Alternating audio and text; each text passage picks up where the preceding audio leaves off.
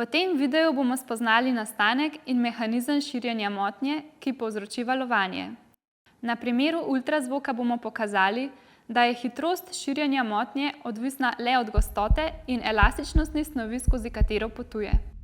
Ultrazvok je le eno izmed številnih valovanj, kot so na primer zvok, potresni oziroma seizmični valovi, valovanje vodne gladine in valovanje vrvi. Za lažjo predstavo si poglejmo primer palice, kjer se lahko takšna motnja širi le v eni smeri. Predstavljajmo si, da imamo opravka z elastično palico. Nadalje bomo za lažje razumevanje palico navidezno razkosali na drobne delce, katerih maso bomo skoncentrirali v majhne kroglice, kroglice pa medsebojno povezali z vzmetmi. Za vzbujanje ultrazvočnih motenj se običajno uporablja napravo imenovano aktuator, ki na osnovi piezoelektričnega pojava tvori majhne, vendar izjemno hitro premike površine, ki je v stiku s kožo. Zato se premik s površine aktuatorja prenese tudi na površino kože. Če si pogledamo časovni potek gibanja te površine, je ta običajno v obliki ostrega vrha, katerega celotno trajanje znaša nekaj mikrosekund. Tako se površina izjemno hitro odmakne iz začetne lege, doseže maksimalni odmik in se nato vrne nazaj v prvotno lego. To pomeni, da se prva kroglica premakne enako kot površina aktuatorja. Sosednja kroglica se na začetku ne premika, ker je med njima vzmet.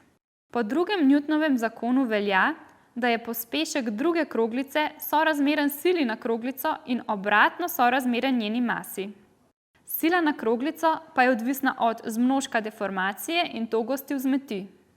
Vidimo torej, da druga kroglica sledi gibanju prve, vendar njeno gibanje za prvo nekoliko zaostaja zaradi vztrajnosti in elastičnosti. Če pogledamo natančneje, je sila na drugo kroglico enaka seštevku sil prve in druge vzmeti. To pomeni, da je, ko se prične druga kroglica premikati, njen pospešek čedalje manjši. In kar je še pomembneje, zaradi sile druge vzmeti se prične premikati tretja kroglica in podobno četrta, peta in naprej do zadnje. Pogled od daleč pokaže, da vsaka kroglica opravi enak premik kot prva, kjer je bila vnesena motnja, le da so ti premiki medsebojno zakasnjeni. Z drugimi besedami, motnja potuje vzdolž palice. Iz tega sledi, da na hitrost motnje vpliva pospeševanje posameznih kroglic, ta pa je odvisna od njihovih mas ter od togosti vzmeti, ki jih povezujejo. Se spomnite, da smo do kroglic in vzmeti prišli z navideznim razkosanjem palice na drobne delce. Če to upoštevamo, sledi, da je masa kroglic sorazmerna gostoti snovi, togost pa je sorazmerna prožnostnemu modulu.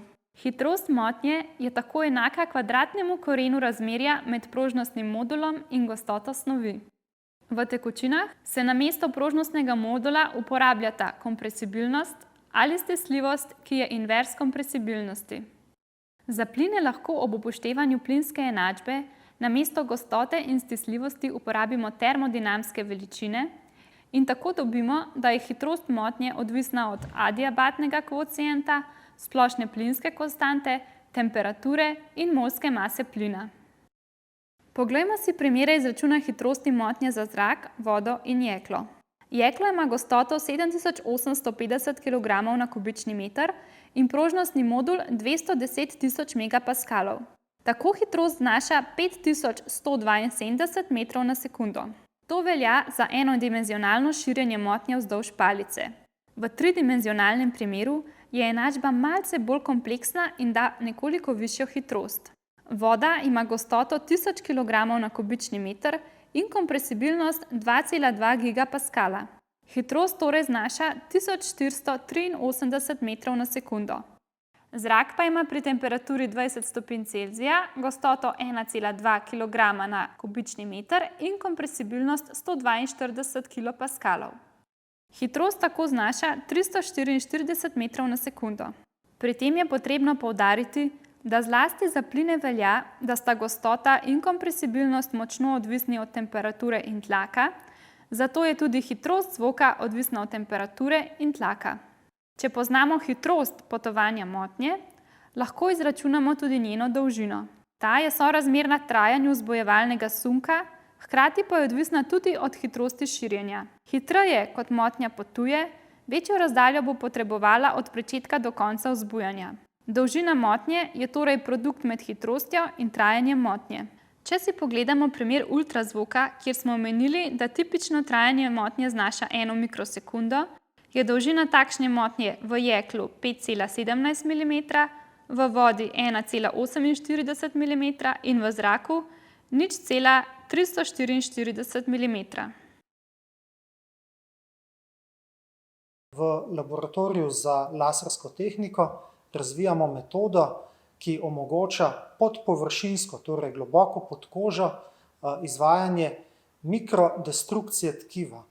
To izvajamo tako, da na površino kože namestimo sferično kovinsko ploščico, to kovinsko ploščico laser osvetli, jo lokalno upari in to je mehanizem, ki zopet povzroči tvorbo tlačnega vala.